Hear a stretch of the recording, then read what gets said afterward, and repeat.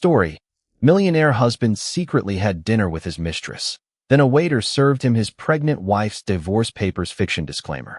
This is an original work of entertainment, and the names, characters, companies, membership programs, legal circumstances, and events in the story are fictional creations rather than depictions of real people or organizations. One small code, FP002, will matter more in this story than a penthouse, a luxury dinner, or a millionaire's title.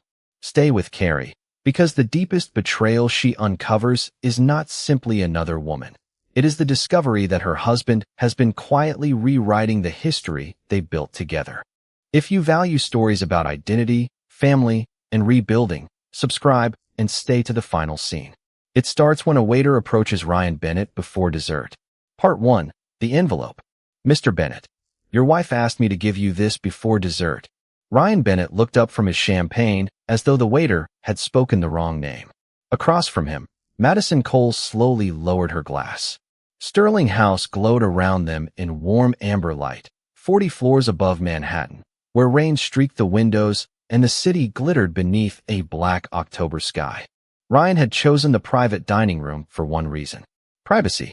No clients, no employees, no one who might recognize the married millionaire sitting across from his marketing director. My wife? Ryan asked. Thomas Reed, the 51-year-old maitre d', remained beside the table holding a white envelope. Yes, sir. Ryan's expression tightened. Carrie is at home. Thomas said nothing. The piano beyond the velvet doors continued playing. Madison shifted in her chair. Ryan, what's going on? Nothing. He said it too quickly. Thomas placed the envelope beside Ryan's plate. Soft paper against white linen. Almost no sound at all. Yet Ryan stared at it, as if something had exploded between them. His full name was printed across the front. Ryan Bennett. He opened it. The first page stopped his breathing. Summons with notice. Action for divorce. Madison's face changed. Is that? No. Ryan flipped to the next page. Then another. No. She wouldn't. For 8 years, Ryan Bennett had understood his wife through one dangerous assumption. Carrie stayed. She stayed when he missed dinner. She stayed when Bennett performance expanded and 80-hour workweeks became normal. She stayed when pregnancy made climbing stairs difficult and he still came home after midnight. Ryan had confused endurance with permission. Tonight, that mistake was sitting beside his champagne. Something slipped from beneath the petition. An ultrasound photograph. Ryan froze. His unborn daughter's profile appeared in grainy black and white. Beneath it, Carrie had written one sentence. Our daughter deserves a home where lies don't live. Madison looked away. Ryan's jaw flexed. She knows. You told me she already knew, Madison whispered. Ryan turned toward her. Not now. You said your marriage was basically over. Madison. You said, stop. Ryan grabbed his phone. Carrie's contact filled the screen. He pressed call. Ring. Nothing. Ring. His fingers tightened around the phone. Then another ringtone answered from somewhere beyond the private room. Not through his phone. From the hallway. Ryan slowly raised his head. A shadow moved behind the partially open velvet door. Long blonde hair caught the chandelier light. Pale blue fabric. One hand resting beneath an 8-month pregnant belly. Caroline Bennett stepped into view. Ryan stood so abruptly his chair scraped against the marble. Carrie. She looked beautiful, but there was nothing soft in her expression now. No tears. No rage. Only a terrible calm. Ryan took one step toward her. Listen to me. Carrie declined his call. The ringing stopped. Silence rushed into the room. Her blue eyes moved from Madison to the champagne, then back to the man she had helped turn from an indebted gym owner into a millionaire CEO. This isn't what it looks like, Ryan said. Carrie stared at him. That's unfortunate. Ryan swallowed. Why? Because what it looks like is actually the least frightening thing I found today. His face changed. Just slightly. But Carrie saw it. 8 hours earlier, she had still believed infidelity might be the worst secret inside her marriage. Then a voicemail meant for Madison had played through the smart speaker in their nursery. That voicemail led Carrie to months of hidden meetings, hotel reservations, and one company privilege Ryan never expected her to notice. By the time she arrived at Sterling House, Carrie wasn't there to discover whether her husband had betrayed her. She was there because she finally understood how long he had been counting on her never to leave. Part 2. The voicemail. 8 hours earlier, Carrie Bennett was packing the hospital bag when another woman's voice filled the nursery. "I booked our usual room after dinner." Carrie stopped folding the tiny pink blanket in her hands. The smart speaker on the dresser glowed blue. For a second, she thought she had misunderstood. Then the message continued.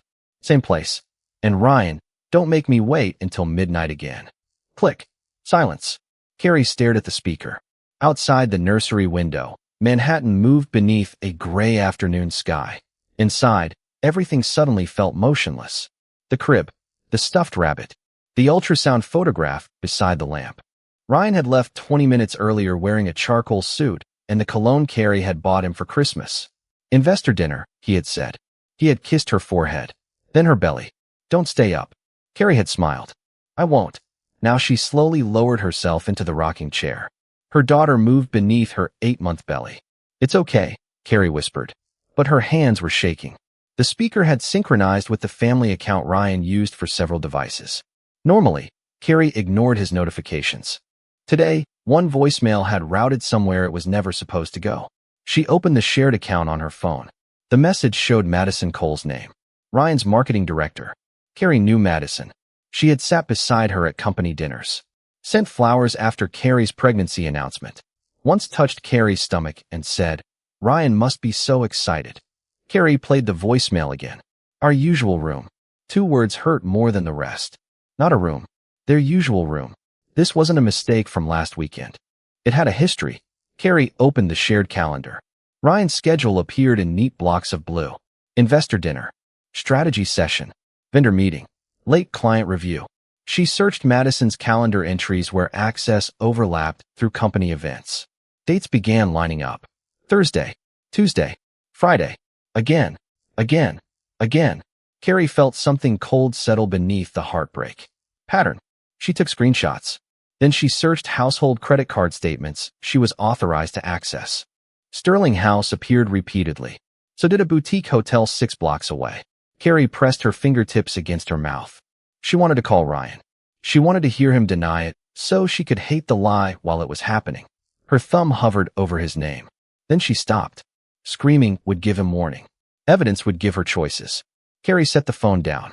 On the nursery wall hung an old photograph from Bennett Performance's first location. Ryan stood beneath a crooked banner, 20 pounds lighter and smiling like success had surprised him. Carrie stood beside him holding a box of membership flyers she had designed herself. Back then, Ryan called everything ours. Their customers, their dream, their future. Somewhere along the way, ours became mine. Carrie returned to the statements. One charge caught her attention. It wasn't expensive. It wasn't even suspicious at first glance. Bennett Performance, Executive Membership Authorization. Carrie frowned. Founder-level lifetime memberships were rare. She knew because she had helped create the original membership structure years earlier. Only Ryan could authorize one. She opened the attached record. Recipient, Madison Cole. Carrie stared at the screen. The issue date was 7 months earlier. Her first trimester. A second attachment listed executive travel privileges associated with the membership. Hotel upgrades. Club access. Transportation benefits. Company resources quietly woven into a private relationship. Her phone buzzed. "Ryan, dinner may run late. Big opportunity tonight. Love you both." Carrie looked down at her belly, then at Madison's name, then at the old photograph of the company she had helped build. She did not answer. Instead, she opened her contacts and searched for the attorney her sister had recommended months ago for estate planning. Carrie had discovered her husband was cheating, but 20 minutes later, she would begin to understand something worse. Ryan hadn't merely hidden another woman from his wife. He had started hiding that woman inside the life Carrie helped him build. Part 3. The woman outside the frame. Before Bennett Performance became a multi-million-dollar brand, it smelled like rubber mats, fresh paint, and desperation. 8 years earlier, Ryan Bennett owned one struggling fitness club in Queens and enough debt to make sleep feel irresponsible. Carrie remembered every inch of it. The flickering fluorescent light above reception. The treadmill that stopped whenever someone increased the speed too quickly. The handwritten sign taped to the front door because they couldn't afford professional graphics. Ryan trained clients from dawn until evening. Carrie worked her regular job, then arrived after 6 carrying takeout and her laptop. She photographed classes for social media. wrote membership emails, designed flyers, answered customer complaints, built the first loyalty program at their kitchen table. She was never on payroll. When this works, Ryan told her one night, I'm buying you the biggest office in Manhattan. Carrie laughed. I don't want an office. What do you want? She looked around the empty gym. For this to work. Ryan pulled her close. Then we want the same thing. Back then, every sentence began with we. The second location opened 18 months later.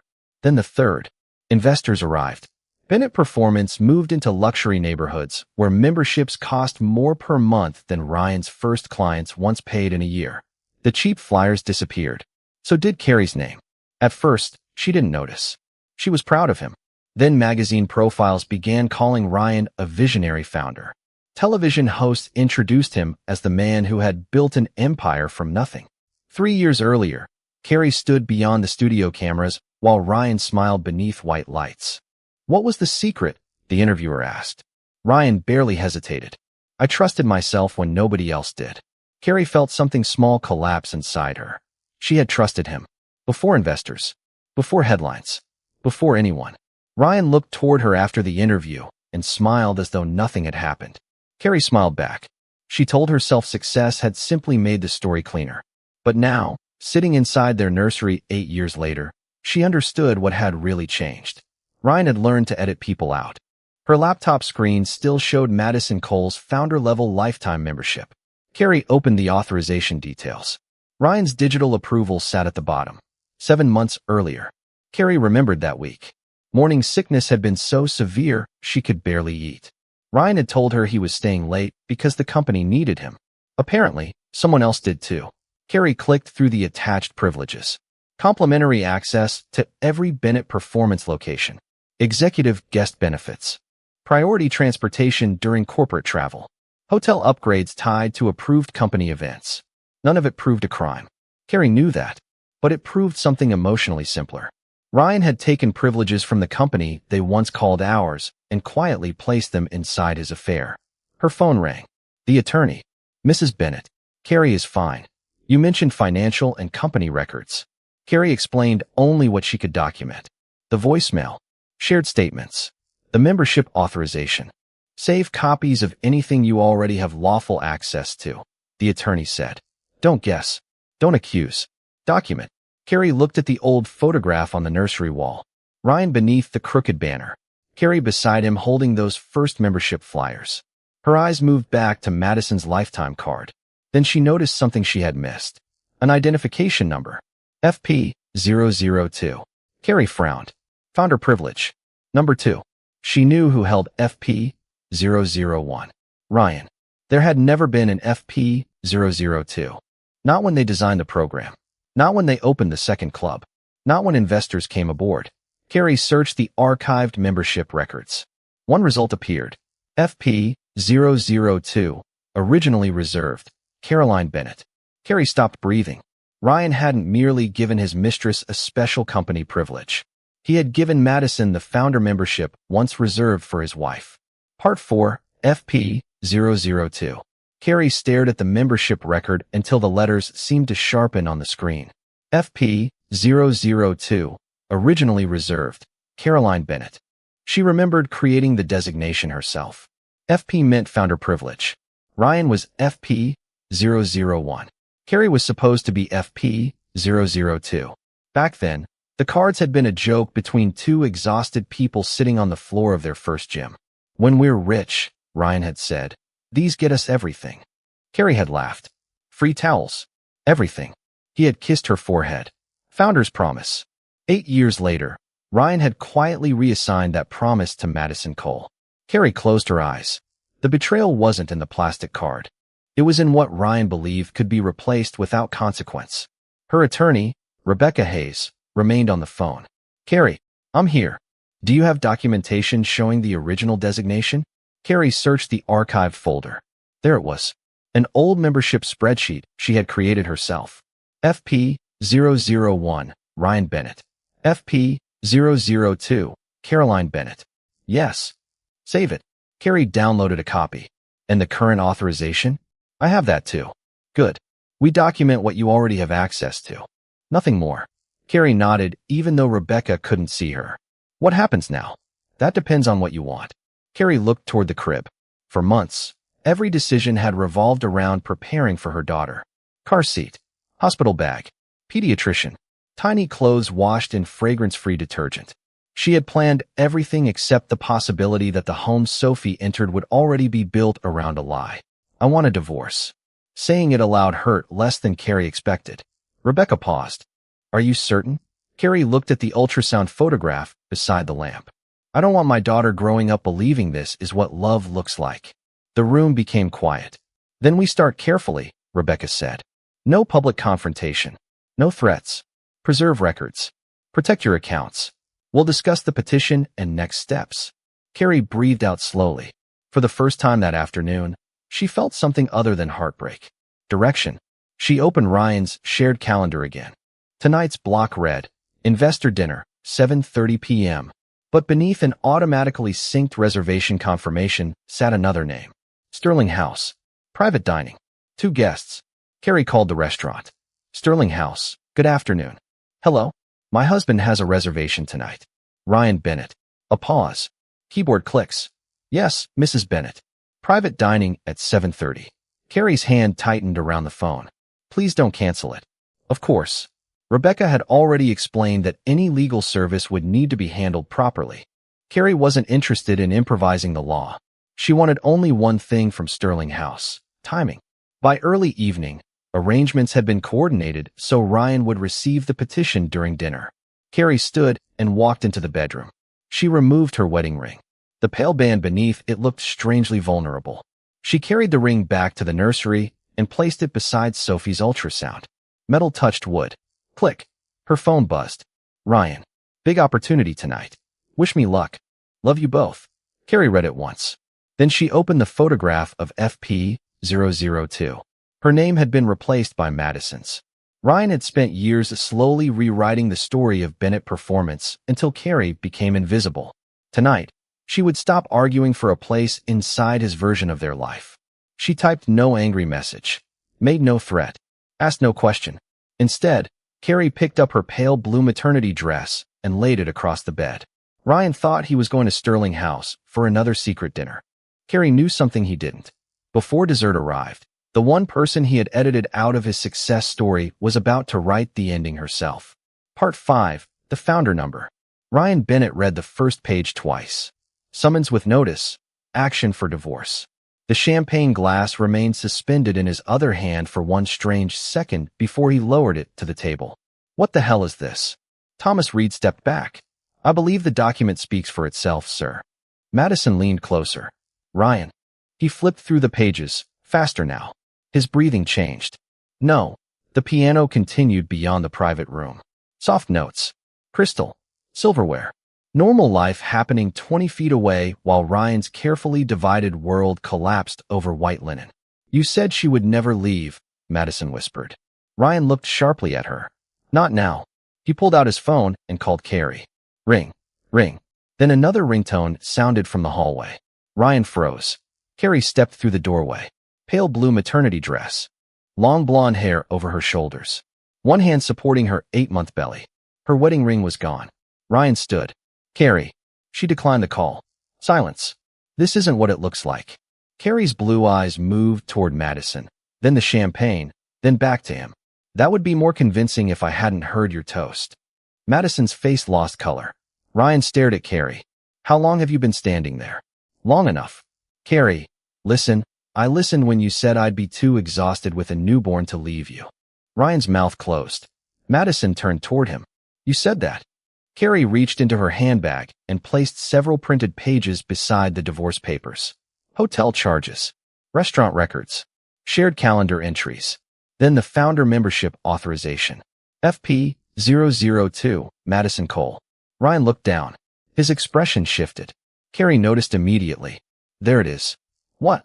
That face. Her voice remained quiet. The dinner doesn't scare you. This does. Madison picked up the membership authorization. Why does my card say FP002? Ryan reached for it. Carrie stopped him with one sentence. Because FP002 was mine. Madison stared at her. Carrie placed the archived record beside it. FP001, Ryan Bennett. FP002, Caroline Bennett. I created that system with him 8 years ago. Madison looked at Ryan. You told me it was a new executive benefit. It is. Then why was her name on it first? Madison, this is company administration. You don't understand. Carrie almost smiled. The irony was painful. That's what you tell women when you need them to stop asking questions. Ryan's jaw tightened. Enough. The CEO voice. The one employees obeyed. Carrie didn't move. We can discuss this at home. There is nothing at home I need explained. We have a daughter coming. I know. Carrie's hand moved protectively over Sophie. That's why I'm here. Ryan stepped closer and lowered his voice. You're 8 months pregnant. You're emotional. Don't make a permanent decision because you're angry tonight. Carrie stared at him. For years, that tone had made her question herself. Tonight, it only confirmed the decision. I didn't file because I'm angry. She tapped the papers. I filed because you built your plan around the belief that pregnancy would make me afraid. Madison slowly pushed back her chair. Ryan, you told me Carrie knew about us. Carrie turned toward her. He told me you were an employee I had nothing to worry about. The two women looked at each other. Different lies. Same man. Carrie's voice softened. He needed both of us to believe a different version. Ryan glanced between them, suddenly unable to control either side of the table. Madison removed the founder membership card from her purse and placed it beside his champagne. Plastic touched glass. Click. Carrie looked at FP002 one final time. The card that once represented everything she helped build no longer felt stolen. It felt small. Ryan reached toward her. Carrie, please. She stepped back. Dessert is still coming. Then she looked at the divorce papers. I'm not staying for it. Part 6. The card on the table. Madison Cole did not leave immediately. She stood beside the table with the founder membership card lying between her and Ryan, staring at the man who had apparently constructed two futures from two different lies. You told me Carrie knew, she said. Ryan glanced toward the doorway where Carrie had stopped. Madison, not now. When then? Her voice sharpened. After the baby? Wasn't that your timeline? Ryan pushed his chair back. This is getting out of control. Carrie almost laughed. Not because anything was funny. Because Ryan still believed control was something he could recover by naming its absence. Come home, he told Carrie. We'll talk privately. No, we can fix this. No, Ryan lowered his voice. What do you want? There it was. The question he understood. Everything in Ryan's world had a number attached to it. Carrie turned fully toward him. A fair division of what I'm legally entitled to. A responsible parenting arrangement for Sophie. Complete transparency about company benefits used during the affair. Ryan stared at her. That's it. That's enough. His expression changed. Calculation returned. I can give you the condo. Carrie said nothing. The Tribeca property too. Cash. Whatever makes this easier. For who? For everyone. You mean quieter. Madison folded her arms. Ryan ignored her. I'll give you an ownership stake in Bennett Performance. That finally made Carrie pause. 8 years ago, those words might have meant everything. Recognition. Proof. A place beside him in something she had helped create. Now they sounded like another transaction. No, Ryan blinked. You don't understand what I'm offering. I understand exactly what you're offering. Carrie looked toward FP002. You're trying to purchase silence with something you should have respected before tonight. Ryan's jaw tightened. If this becomes public, employees could suffer. Then don't make it public. Your attorney will dig through everything. My attorney will review what needs to be reviewed. Carrie stepped closer. I'm not threatening your company. I'm not calling reporters. I'm not asking your employees to pay for what you did. Ryan had no answer ready. Carrie continued, quieter now. I helped you build a brand. I'm not going to help you build another lie. Madison looked at Ryan. Did you use company travel for us? That's complicated. It's a yes or no question. Some trips overlapped with business. Madison's expression hardened. And you told me everything was approved. It was. By you. Silence. Madison picked up her handbag. So Carrie was supposed to be too exhausted to leave, and I was supposed to be grateful enough not to ask questions. Madison, was I next? Ryan frowned. What are you talking about? If I became inconvenient, would you rewrite me too? She looked down at FP002, then pushed the card toward him. Keep it. Madison walked out. Ryan didn't follow her. He looked at Carrie instead. Are you really willing to throw away 8 years? Carrie's eyes filled, but her voice remained steady. I'm not throwing them away. I'm accepting what they became. Ryan looked toward her belly. And Sophie? Carrie's expression softened. Sophie gets a father if you choose to be one. And us. There is no us that survives by pretending tonight didn't happen. A waiter appeared uncertainly at the doorway carrying dessert, then quietly retreated. Ryan barely noticed. Carrie did. For a moment, she remembered how the evening was supposed to end for him. Champagne, dessert, another hotel room, another lie waiting at home. Instead, divorce papers rested beside his plate. Carrie turned toward the exit. Carrie. She stopped. Ryan's voice had lost its authority. I'm sorry. Carrie closed her eyes for 1 second. Once, those words would have been enough to keep her there. Not anymore. She walked into the hallway without answering. Behind her sat a millionaire surrounded by everything money could still buy. The one thing leaving the restaurant was the one thing he had assumed would always stay. Part 7. The Wrong Problem. 3 weeks after Sterling House, Ryan Bennett discovered that consequences rarely arrive with dramatic music. Sometimes they arrive as spreadsheets. He sat at the end of a conference table inside Bennett Performance headquarters while attorneys and accountants reviewed records displayed across a wall-mounted screen. Travel reimbursements, hotel upgrades, executive transportation, founder privileges. Numbers Ryan had once considered too insignificant to explain were suddenly being examined one line at a time. None of this means the company is collapsing, his attorney said. But personal expenses and company benefits need to be properly accounted for. That internal review is separate from the divorce. Carrie's attorney will pursue only records relevant to marital finances. Ryan leaned back. Carrie wants to embarrass me. Actually, she hasn't contacted the press. Yet. She hasn't threatened to. Ryan said nothing. Across Manhattan, Carrie sat in Rebecca Hayes's office with both hands resting over her belly. Sophie was due in less than 4 weeks. Rebecca placed a folder in front of her. Ryan's attorney wants to discuss settlement. Carrie opened it. The numbers were generous. A condominium. Cash. A proposed ownership interest in Bennett Performance. More money than Carrie had personally controlled in years. What's the condition? She asked. Rebecca looked at her. Confidentiality provisions are part of the proposal. Carrie almost smiled. Ryan was still negotiating the same way he had at Sterling House. Put a price on the problem, then hope the price would make it disappear. I don't want revenge, Carrie said. But I'm not trading away legitimate questions just to make him comfortable. Rebecca nodded. Then we keep negotiating. Carrie pointed to the documents. I want a fair division of marital assets. I want a parenting plan that protects Sophie's stability. And if company resources were used personally, I want the accounting to be accurate. And the ownership stake? Carrie looked through the office window at the city below. 8 years earlier, she would have cried if Ryan had offered her formal ownership. Now she understood something painful. Recognition offered only after betrayal was not recognition. It was leverage. No, Rebecca studied her. You're certain? I helped build that company because I believed we were building a life. Carrie closed the folder. I don't need shares to prove I was there. That evening, Ryan requested a meeting. Carrie agreed to meet in the lobby of Rebecca's building. Public. Quiet. 20 minutes. Ryan arrived without an assistant or driver. He looked tired, but not destroyed. Carrie was glad. She had never wanted destruction. You rejected the stake, he said. Yes. Why? Because you're still trying to solve the wrong problem. Ryan exhaled. Carrie, I can't undo Madison. No, I can correct the expenses. You should. I can give you financial security.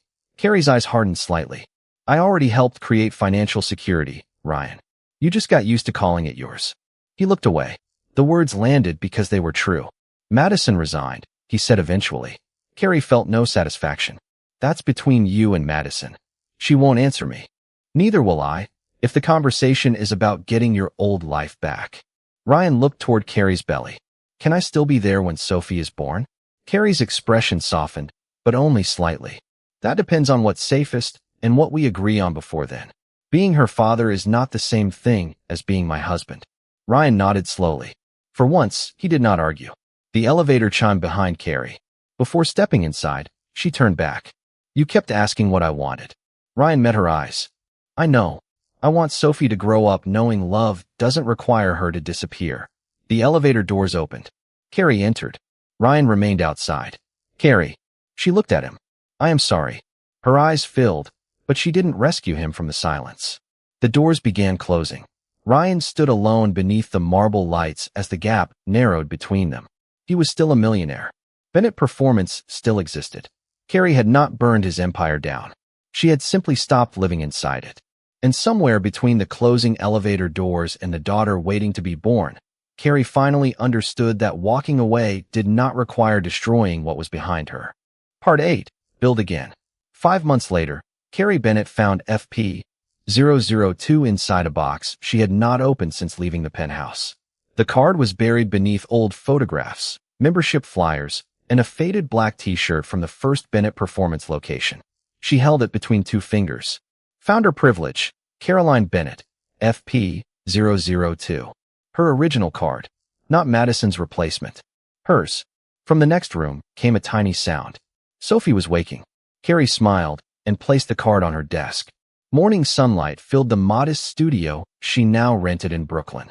There were no marble floors, no executive assistants, no panoramic boardroom, just 2 desks, fabric samples, branding boards, a coffee machine, and gold lettering on the glass door.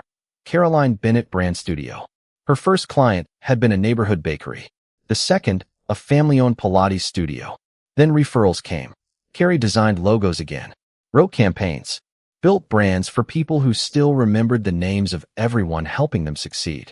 She had forgotten how much she loved the work. Sophie cried louder. Coming, sweetheart.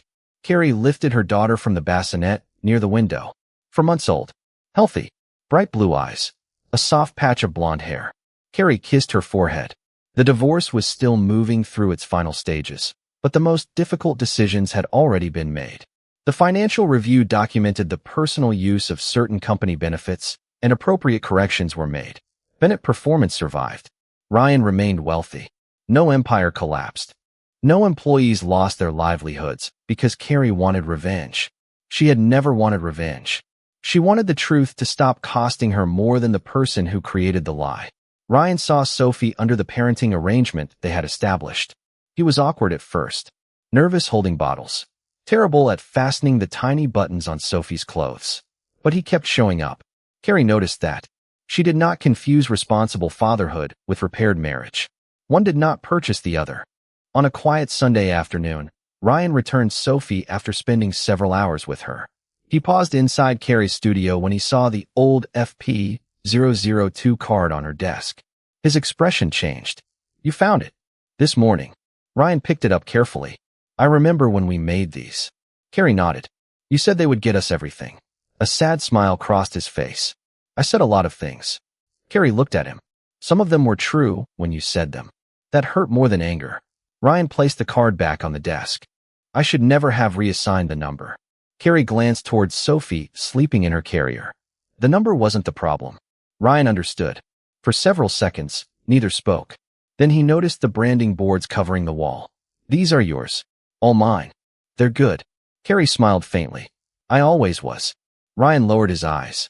There was nothing he could say to that. At the door, he turned. Carrie. Yeah. I'm glad you're doing this again. She nodded once. Goodbye, Ryan. The door closed softly behind him. Carrie returned to her desk and picked up FP-002. For months, she had imagined throwing it away. Instead, she opened a small wooden keepsake box labeled Sophie. Inside were the hospital bracelet, the first ultrasound photograph, and a picture from Bennett Performance's original gym. In that photograph, Ryan stood beneath a crooked banner while Carrie held the membership flyers she had designed. She placed FP-002 beside it, not as evidence of what Ryan had taken, as evidence of what she had built. Sophie stirred. Carrie closed the box and walked toward her daughter. Outside, the city moved beneath warm afternoon light. One day, Sophie might ask about the card. Carrie would tell her the truth. Her mother once helped build something enormous, then learned that leaving a broken partnership did not erase the good work she had done. Ryan still had the opportunity to become a steady father. Carrie had the freedom to build again. And Sophie would grow up knowing that love should make room for a person's name, voice, and dignity, not require them to disappear.